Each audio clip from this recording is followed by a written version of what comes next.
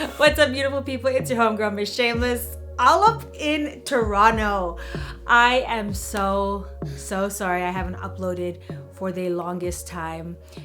But if you want to stay up to date with me, you can always subscribe to my channel with Max, where we are living our best life, which is kind of the new Maya's world. The vlog is over there. And Instagram, she's always on Instagram. But first of all, this is, I'm pregnant. First of all, I'm pregnant. Let's just start with that. These jeans don't even button up, and it's hard for me to bend over, and I feel bloated and my boobs hurt. This is test number 3. So I did 2 other tests, but I didn't read the instructions. I thought you just peed on it and then called it a day, but it's like pee on it for 5 seconds or soak it in a cup of pee for 20 seconds. It's official. Now you can literally see 2 lines. What do you think, Papa? I'm gonna be a papa! We are headed to the ultrasound clinic because our trick is pregnant. 3 months to be exact.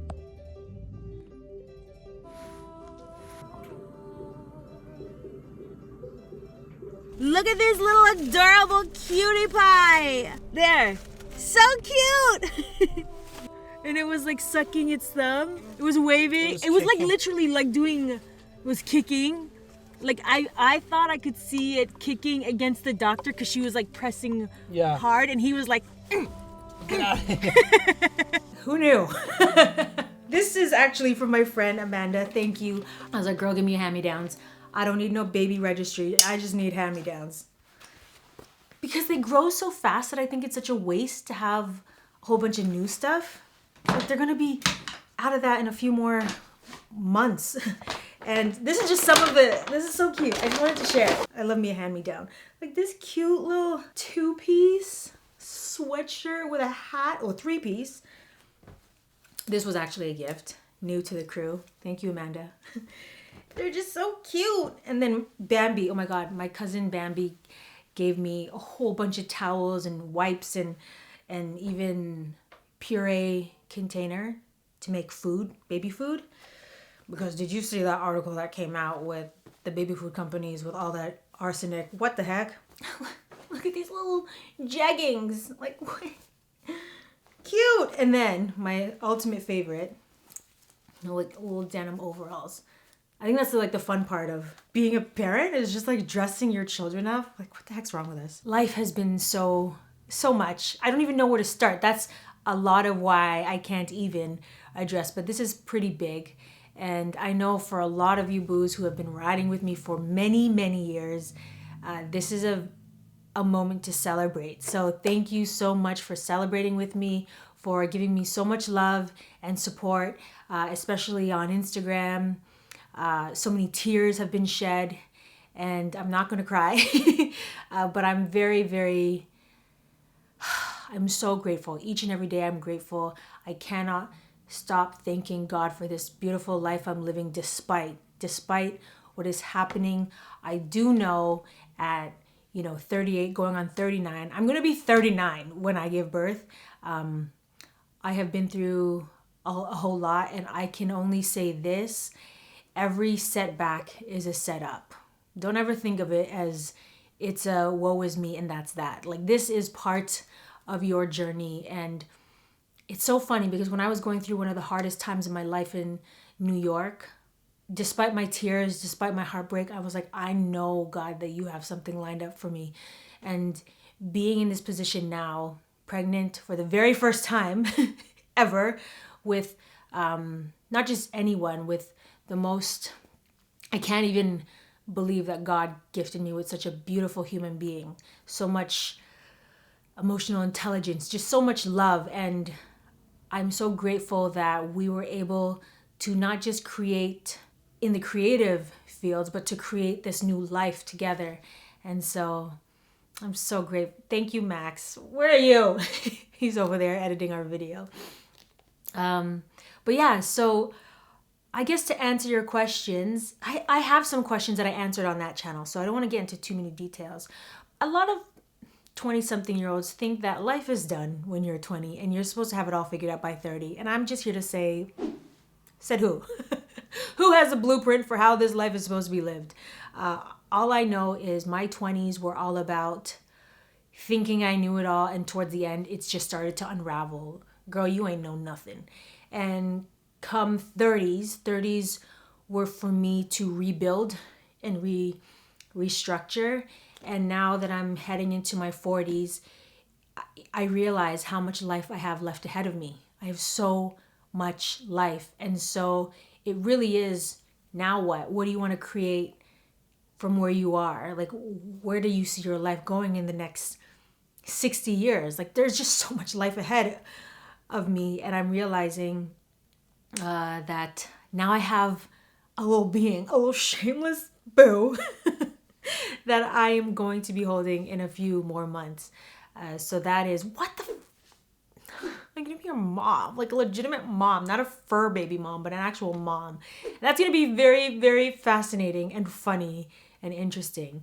Anywho, a trick is, depending on when you're watching this video, 17 weeks pregnant. I have a video with Max on our channel addressing specific questions, but I'll try to do my best to address what I didn't over there. There might be some overlapping. The last video I uploaded here, I was talking about end of year evaluations. Where do I see my 2021 going?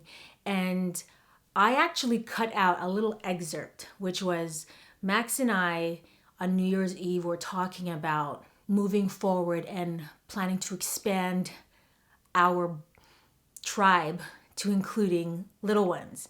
And it was something that was, I think for me, scary to talk about, because I don't ever want to put pressure, but I also don't want to not talk about something that I think about. So it was a conversation that we had, and we were both like, yeah, let us work on expanding our family.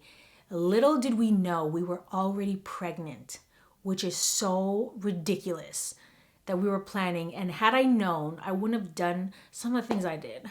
It was the holidays. I was toasting it up. Cheers. But at least I've gone in for an ultrasound and everything. The health, little shameless baby is in excellent health. And I pray that it continues on that route. And I talk about this on our other channel. This book is so clutch. I do plan on having a home birth. And the main reason for that is I just never thought of anything else besides that. The idea of a hospital just doesn't sit well with me personally. And as many other DIY queens might relate to, I am like literally a DIY queen. I want to make and create as much as I can with my own two hands. That's something that we'll be planning for. And of course, there will be seat belts and airbags in place in case I don't get to the destination that I want. But I gotta focus. I gotta look where you wanna go, boo. Look where you wanna go. And I also think it's important that a lot of us tend to focus on our want without doing the work to prepare us for that want. And I am using this time to do as much learning about laboring, breathing, mental work, physical work, working out. And I'm so grateful to have a partner who is so supportive. In the days that I feel low, he's there to help nudge me and be like, let's go for a walk. Yes, let's go for a walk. In the first trimester, when I was in it, I did not think I was pregnant. The things that told me I was pregnant were my sore boobs. My boobs are like, girl, you pregnant. Once we found out we were pregnant, for sure, things began to make more sense. But I didn't really have any morning sickness. I had what I call burps, gag burps. Okay, so I don't have morning sickness, but I have, I call them hiccups, gag hiccups. So once I do that, then I'm done. But then I'm fine and I go about my day. Nothing comes out. But when I look back, I do think that my energy was low. But I thought it was just normal. I thought, because there have been so many times in my life that I'm tired, and despite my tiredness, I just keep going. This time, when I was tired, I was like, maybe you should take a nap. And so I would take naps here and there. Cravings, I was craving pasta.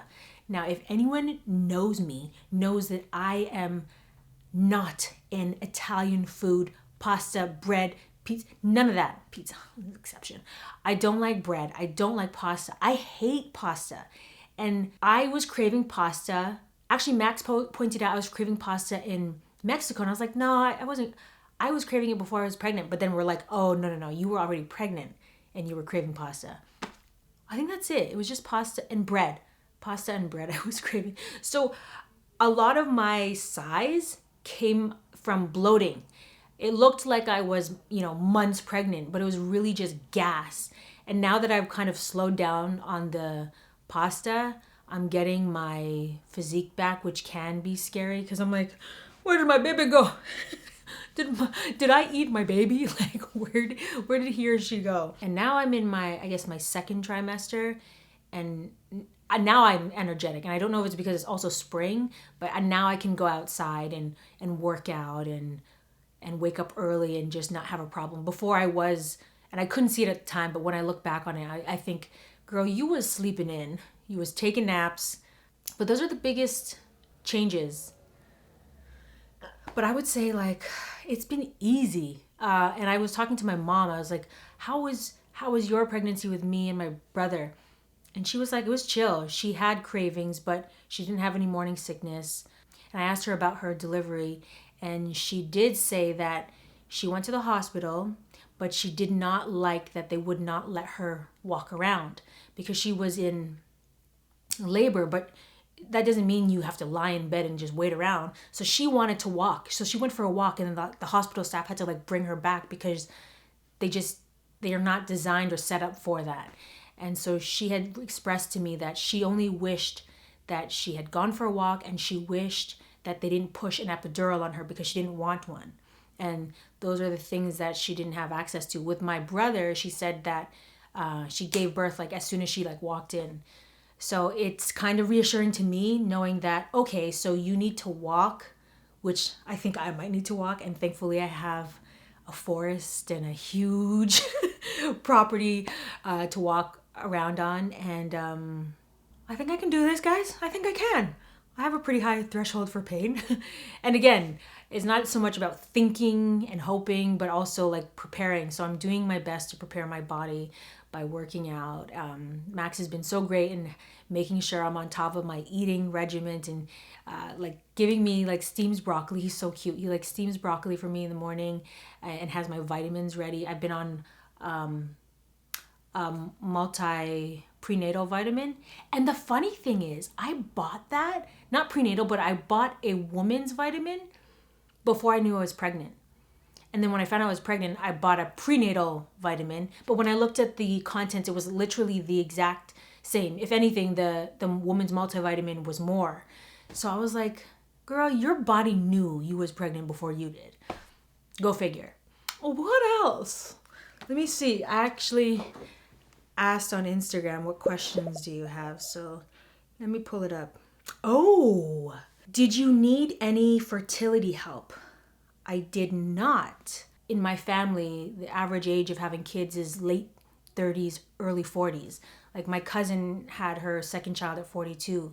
Like my aunts had their kids in their 40s. My mom had my brother at 36. And so I was never pressed or worried. I mean, society got me like freaked out. Like everyone would be like, oh, like you're going to be geriatric pregnancy and you're going to be old and this, that. Like everyone was like projecting to me and I was like, am I? But then when I look at my family history or even just myself, I'm like, I feel fine. And if I'm not able to, then that's okay as well. So it's not that serious, for me at least. How long did it take to conceive? So Max and I addressed that question in terms of, were you planning? And we weren't necessarily planning, but when we did plan, we were already pregnant. So we didn't, newsflash, she's not celibate. How many kids do we want? So both Max and I have, there was just two of us. So I have a brother and he has a sister. So in my mind, I was like 2. And he had always hoped for 3. So we'll just see what happens. Did you feel early pregnancy anxiety, wondering if the baby was okay? Yes. And maybe it's because a lot of like the world telling me everything, but I physically felt fine. I felt great, like I was working out with Max. And then when I finally went to the doctors, and then we got the heartbeat sounded great. And then when we went for ultrasound, I saw like this baby, where is it? The ultrasound was like kicking and doing like somersaults in my little belly. And I'm like, it's moving? I don't feel nothing. I still don't. So seeing the baby and actually hearing confirmation from the tech was like, your baby is in great condition. Everything looks great. And I was like, I pray God, I pray for this to run the course of the pregnancy. So yes, I do feel, I still, up till this day, I still have those thoughts of like, like worry. And I'm like, not stop, but acknowledge them. And then let's think of what you do want. Focus on what you want. Just focus on what you want and what you need to do to get what you want. So yeah. What country do you plan on having the baby? So we're having the baby in Sweden. And because I want a home birth, that's like a separate protocol. So in Sweden, which is amazing, I didn't know this about Sweden, but you're assigned a midwife and you don't have a doctor unless you have health complications and even an epidural. Like, you can't get an epidural unless you've notified them ahead of time that you want one. So then a doctor comes in, gives you the epidural, and then dips. It's you and the midwife. So that was like a huge eye-opener for me. Also, because I've been so traumatized by the medical system in the US, learning about the Swedish medical system, it's literally night and day. And I remember Max being so pro, and I was like, before I judge, let me find out if it is in fact a safe space. And it is, from what I've read and researched. All that being said, a home birth is out of the system. I have to have a private midwife, and I'm still looking. So we found one, to be fair. And I'm like, I want to have another reference. So that's where we're at now. And I think things will move more smooth once I'm there, but I'm not. So everything is 5-6 hour time difference and like waking up in the morning to catch them. I think that's it.